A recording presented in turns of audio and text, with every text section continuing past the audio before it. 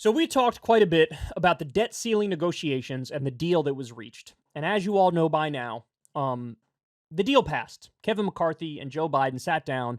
They ironed out a deal. You can go watch my previous segment to get all the specifics on that deal. But that deal has now officially passed. There were some holdouts on the Republican side. There were actually more holdouts than I expected on the Democratic side. I think the number was like 45 of them in the House. Honestly, I expected anywhere from 0 to 10 holdouts. And I expected even more Republican holdouts. I expected like most of the Republicans to go against it. That didn't happen. There were more Republican holdouts than Democratic holdouts, but there were fewer Republican holdouts than I thought, and there were more Democratic holdouts than I thought. Now, the nature of the deal, we already discussed in detail, but some people were expecting a 10%, 12%, 15% cut across the board to every government program that's non-defense, non-Medicare, Medicaid, or Social Security. That didn't happen. What we got was effectively a freeze in spending, which is like a 2% cut moving forward. But of course, there were many provisions of the bill that were, a little yikesy to say the least, especially since Joe Biden didn't have to do any of this. He could have just said, 14th Amendment, I'm done with it. There's a contradiction in federal law. Constitution says the federal debt shall not be questioned, so we're not going to question it. No more debt ceiling. He could have done that. He didn't do that. He chose not to do that. That was his failure. He's a 1990-style Democrat, which means he's basically a Republican, and he believes in negotiation, compromise, bipartisanship, almost regardless of the substance of the bipartisanship in question. So, but remember, the whole purpose of this deal, as we were told all along, is what?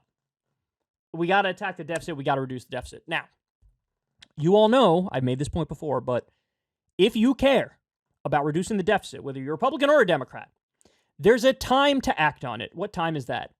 During the budget negotiation process. That's when you address it. That's when you tackle it, because that's when you're determining what you're going to spend money on. Instead, what they do is they hold the country hostage with this debt ceiling negotiation. Now, why does that make no sense? Because if you go to a restaurant and you say, I'm going to order $200 worth of food, then you get your $200 worth of food, you eat your $200 worth of food, then the bill comes and you say, oh, I don't have $200. I only have $70.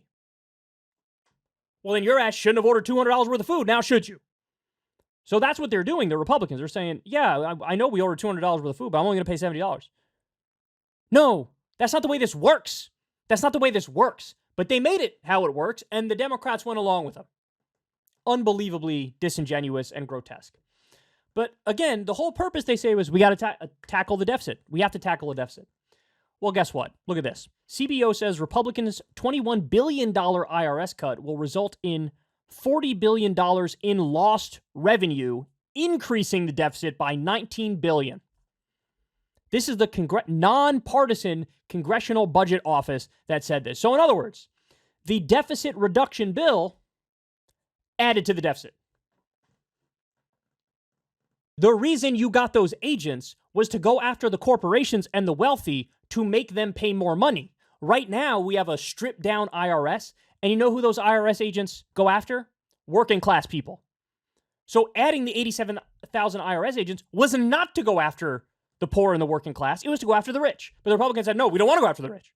Remember, guys, there was going to be no increase in audits on people making under $400,000 a year. The Republicans said, we don't want to audit the rich, so let's cut it a little bit. So they did.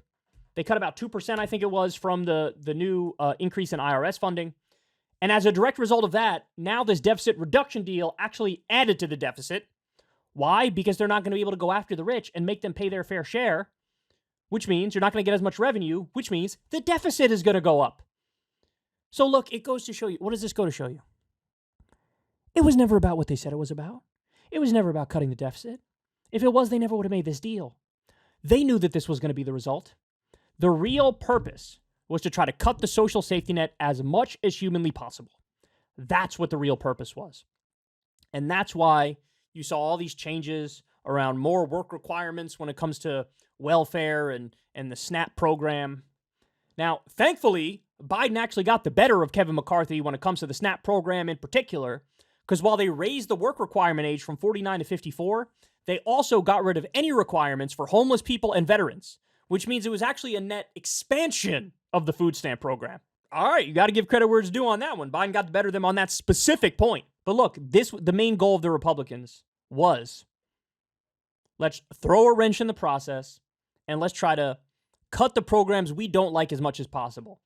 Now, thank God, Donald Trump has been out there crusading against cutting Medicare and Social Security. Thank God Joe Biden agreed to that, which, by the way, didn't used to be Biden's position. He used to be in favor of cutting those programs, but the political reality of current day made him shift out of necessity. And now we said, don't cut Medicare, don't cut Social Security. Even Medicaid was protected, thank God. But at the end of the day, they still wanted to cut as much as possible from the other programs. And in the process of doing that, like I said, they increased the deficit. Much ado about nothing. We shouldn't have even had that conversation. We shouldn't have even had that debate. It was a useless debate. Like I said, if you have an issue with the budget or the spending, fix it during the budget negotiation. You don't do it now with the debt ceiling. Basically playing chicken with the full faith and credit of the U.S. government. It was preposterous, is what it was. All right, guys, that's the show, y'all. I love you very much. Thank you, as always, for listening. You guys know the shameless plugs. I'm not even going to say them. Go ahead, you fill in the blank. You know what I'm going to say. You know what I'm thinking in my head. All right, I'll say one thing.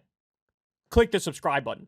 Everybody else, do the rest of the shameless plug yourself in your own mind. All right, I love you guys. I'll talk to you tomorrow. Peace. Hey, y'all, do me a favor and like and subscribe. It helps out big time in the algorithm. Click the bell as well for notifications when videos drop. And watch that video on screen right now. You know you want to.